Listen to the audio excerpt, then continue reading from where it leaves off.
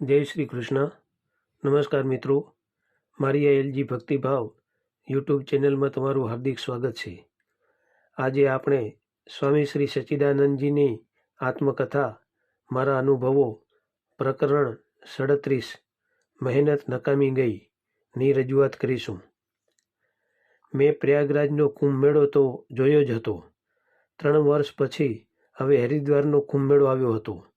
આ 3 વર્ષમાં હું સાધુ સમાજથી ઠીક પરિચિત થઈ ગયો હતો. થોડો સંસ્કૃત પણ શીખ્યો હતો. કનખલમાં આવેલા શ્રીકૃષ્ણ નિવાસ આશ્રમમાં હું ઉતર્યો હતો. હરિભજનદાસજી ચેતનદેવ કુટિયામાં ઉતર્યા હતા. ચેતનદેવ કુટિયા કહેવા માટે તો કુટિયા કહેવાતી, પણ તેમાં એટલું બધું બાંધકામ હતું કે એક આખું ગામ સમાઈ જાય. કદાચ આખા કનખલ આશ્રમો કરતાં અહીં વધુ સાધુઓ રહેતા. ઉદાસીન સંપ્રદાય હોવા છતાં બીજા સંપ્રદાયના સાધુઓને પણ અહીં જગ્યા મળી જતી. ત્યાગી, વિરક્ત, વિદ્વાન અને ભક્ત બધા જ પ્રકારના સાધુઓ અહીં રહેતા. મહંત ગુરુ મુખદાસજી બહુ ઉદાર તથા ભલા મહાત્મા હતા. શ્રીકૃષ્ણ નિવાસ આશ્રમમાં પણ સારી વ્યવસ્થા હતી. તેના અધ્યક્ષ સ્વામી પૂર્ણાનંદજીનો પ્રચાર પંજાબ તથા ગુજરાતમાં વિશેષ હતો. ઘણા ભક્તો આવતા અને રમણીય સ્વચ્છ આશ્રમમાં રહેતા. સ્વામી પૂર્ણાનંદજી બહુ વિદ્વાન ન હોવા છતાં ઉત્તમ વક્તા હતા તથા સૌની સાથે હળીમળી જનારા હતા. તેમનામાં અદ્ભુત વ્યવહાર કુશળતા હતી. પૈસાના ઢગલા કરવા એ તેમને મન રમતવાત હતી. ભલભલા વિદ્વાનો જે ન કરી શકતા તે તેઓ કરી બતાવતા. આ આશ્રમમાં મારે રહેવાનું થયું.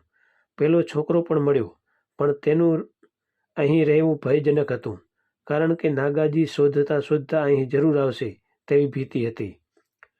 બીજા બધા સાધુઓ સાથે હું નવો હતો, એટલે આવી પારકી પંચાયતમાં પડવાની મારી મૂર્ખતામાં કોઈ ટેકો આપવા તૈયાર પણ ન થાય.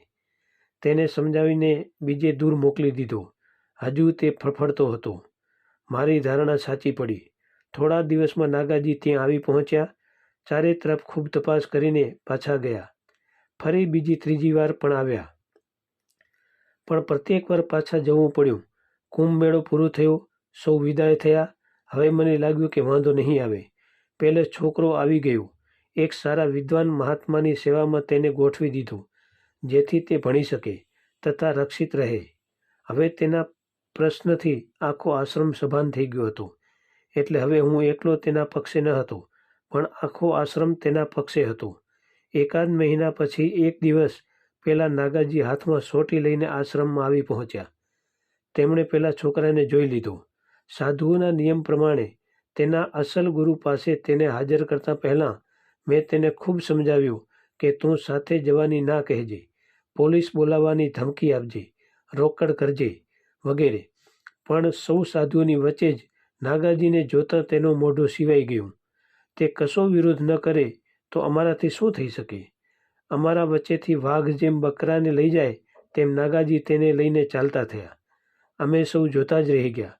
મેં માથું પછાડ્યું. બધી જ મહેનત નકામી ગઈ. જતાં નાગાજી મારી તરફ ડોળા કાઢતા ગયા.